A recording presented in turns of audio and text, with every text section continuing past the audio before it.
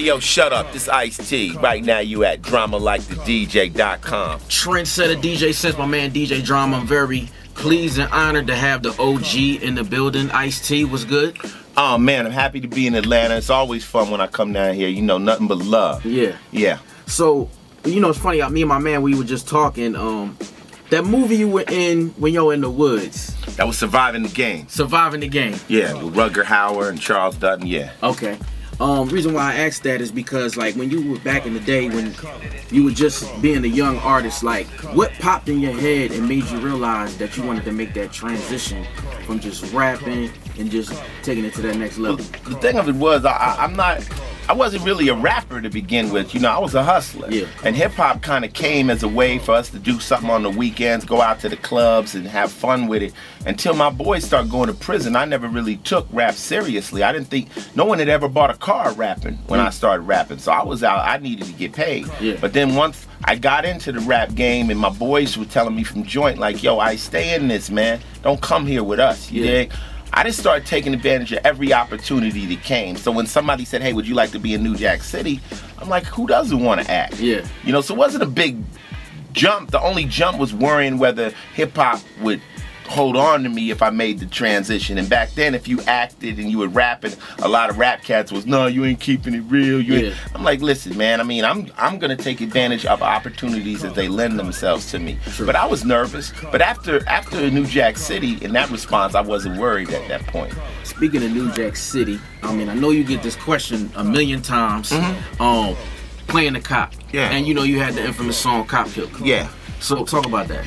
I mean, I was more concerned doing New Jack City back when I had the original Gangster album out. This is pre-Cop Killer because, yeah, right, on one hand you got original Gangster, on the other hand you want me to play a cop. Yeah. Of course, yeah, it went through, but then I did it because I'm like, you know what, I ain't no cop.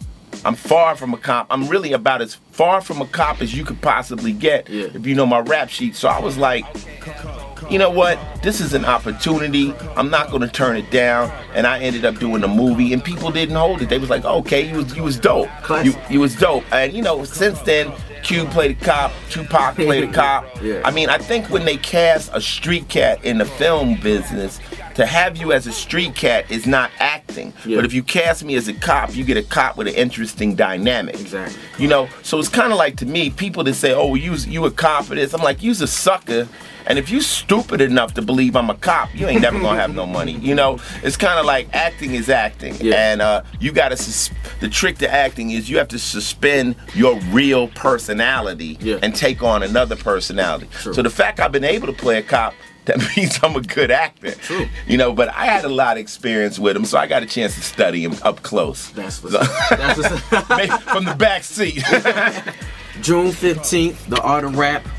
Talk about Ice-T's vision, what he was trying to get across with that. I mean, you know, of course, now after I've been in film over 20 years, I wanted to direct, and I was like, you know what?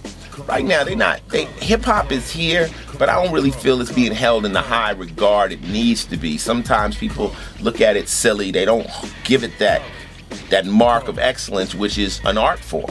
And I said, you know what? I would like to document hip-hop where I came from and take you on a journey where I started in New York and coming back to LA. And just let people see the passion that went in it. Like I said, the movie's called Something From Nothing. It's like I said, when I started rapping, no one had ever bought a car from rapping. So you're rapping for another reason. You're rapping because you love what it is. You love hip-hop. Now I think that the art form is moving. People look at it as a way to get paid. So a lot of people are just jumping on the bus. They're not really putting in the work for the skills. They're not putting in their time. It's like somebody looking at you saying, oh, I see you on radio. They just wake up, I want to be on radio. Like, yo, it took you a while to get to this point. So I just wanted to show people from the inside out how we feel about it. It's not a declaration about the new school versus the old school. It's just about hip-hop as a whole. And every single person that's seen the movie said, Ice, we needed this. We really needed this. And, you know, we've been promoting the movie backwards. And the reason I say that is we don't have the money like the Avengers. We can't go out and just promote on television. So we've been letting the public see it, the tastemakers, people like yourself, and letting y'all tell your fans whether they should go see it or not. And we're gonna see what happens June 15th. But so far, I haven't read one bad review. Have you? No. Yeah, and that doesn't happen in our hater society. I read you did an interview on Billboard, and you talked about that you wanted to promote the movie like a record. Yeah. Like from a grassroots level. Talk about that. Well, you got to understand that making a record and making a movie is two different things. You know, you make a record, you get $100,000, you can promote, you can put the record out, you can get it going.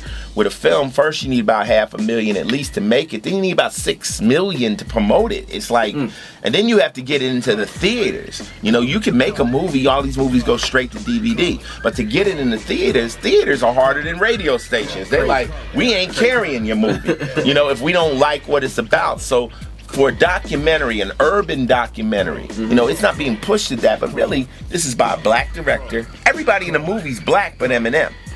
So for this type of a movie and a documentary to get a theatrical release is unheard of. It doesn't happen. So now we need people to show up on the 15th, support the film, support hip-hop, support everything, because if there's filmmakers out there, you're going to want to make a movie. And if this movie does good, that's gonna give you that opportunity to walk yours in. If it doesn't, people gonna say, well, Ice-T's movie didn't do well, so what makes you think your movie gonna do well? So we gotta learn that each one of us walks on the other one's back. When somebody makes it, it opens the door for the next person to make it.